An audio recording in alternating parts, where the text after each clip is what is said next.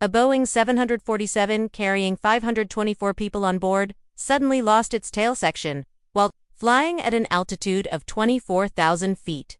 The flight crew lost all control and direction of the aircraft. The cabin had no oxygen and no air pressure. Yet, despite these extreme conditions, the pilots somehow managed to keep the plane airborne for the next 45 minutes. This is a story of human courage, engineering failure, and a flight that had absolutely no remaining control. This was Japan Airlines Flight 123. Welcome once again to Black Box Stories. On August 12, 1985, a Japan Airlines Boeing 747 was stationed at Tokyo's Haneda Airport, deboarding passengers. 1 hour later, it was scheduled to take off again for Osaka.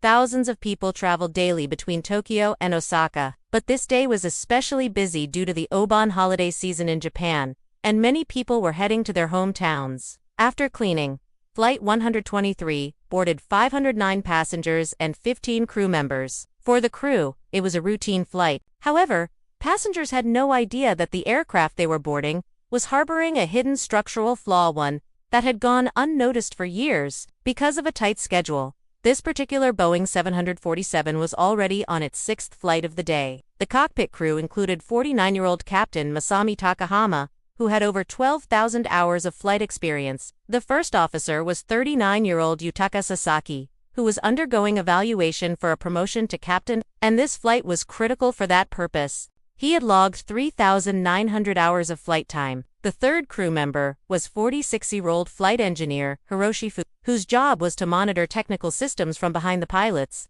Looking at the crew's credentials, it was clear that the passengers were in capable hands. But was the aircraft equally capable? That would soon become apparent. At 6:04 p.m., the doors of Flight 123 were closed, and the aircraft began taxiing to runway 15L.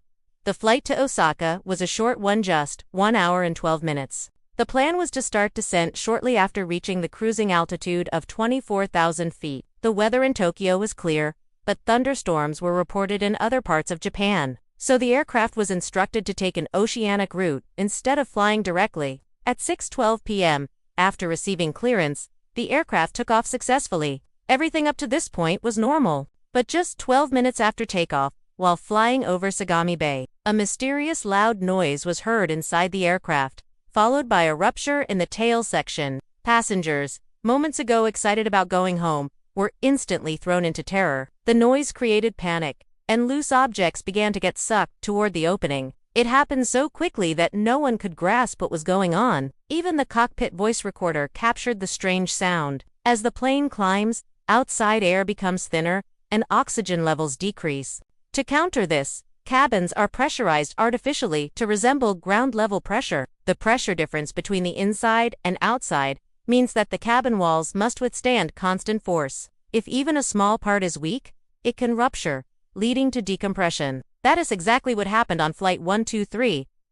But the pilots still didn't realize the tail had separated. Inside the cockpit, they speculated about the landing gear doors or possibly an engine issue. In truth, the rear fuselage had torn off, taking the rudder with it. The cabin could no longer maintain pressure, and the plane was now uncontrollable. The rudder, which controls the yaw, was gone. That meant the aircraft could neither turn correctly nor align with a runway for landing. Worse still, the crew didn't yet know what had happened. The aircraft began to sway uncontrollably left and right, a condition autopilot could not handle. A person on the ground noticed the erratic movement and even took a photo clearly showing the missing tail section. While the pilots were still trying to figure out what was wrong, the cabin crew began instructing passengers to fasten their seatbelts. Captain Takahama sensed something seriously wrong and switched the transponder to emergency frequency 7700A, universal distress signal.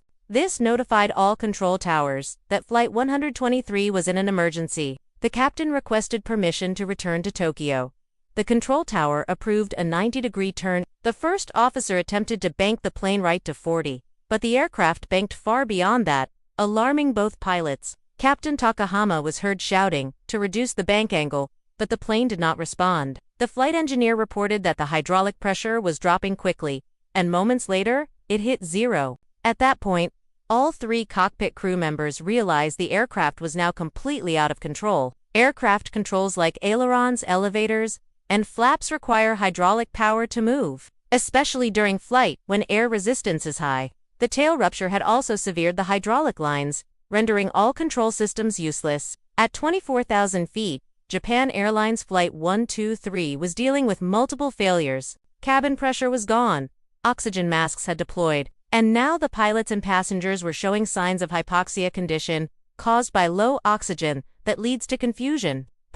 Cabin crew were heard instructing passengers to put on their oxygen masks. Despite all this, the pilots had one last resort: engine power. By adjusting engine thrust, they tried to manage the aircraft's movements. To turn right, they increased power on the left engines. To turn left, they used the right ones. Using this method, they regained some control over the rolling motion. The mission was now to descend and land at Tokyo as soon as possible. Since elevators were also useless, the captain decided to lower the landing gear to create drag and help descend. Normally hydraulic-powered, the landing gear was deployed using gravity and, luckily, it worked. At 6:45 p.m., the plane flew in a circular pattern over the town of Otsuki and descended from 24,000 feet to 13,500 feet. A major success. Cabin pressure and oxygen levels improved, but the aircraft was still dangerously unstable. With only engine thrust for control, turning toward Tokyo was extremely difficult. More power meant the nose pitched up,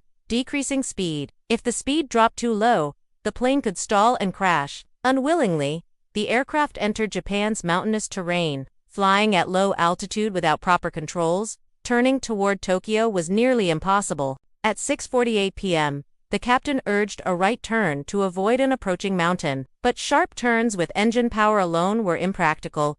Multiple alarms sounded in the cockpit. The aircraft drifted far from Tokyo, now flying at just 6,800 feet above the mountains. By 6:54 p.m., the captain's distress was audible in his voice. Finally, at 6:56 p.m., the cockpit voice recorder captured the sound of impact. The aircraft crashed into a mountain while attempting to turn. Only 4 passengers survived, all seated near the center of the cabin on the left side. The rest of the passengers and crew perished. The investigation revealed that the plane's tail had previously struck a runway during landing 7 years earlier. Though it had undergone repairs, technicians incorrectly installed the splice plate, weakening the structure. Investigators later tested the same scenario in flight simulators with 4 different pilots. All 4 crashed the plane, and none managed to keep it flying as long as the actual crew of Flight 123 did. Remarkably, those simulator pilots knew exactly what the problem was and were safe from real danger. Given these conditions, it's fair to say the pilots of Flight 123 made extraordinary efforts to keep the plane airborne for 45 minutes despite impossible odds.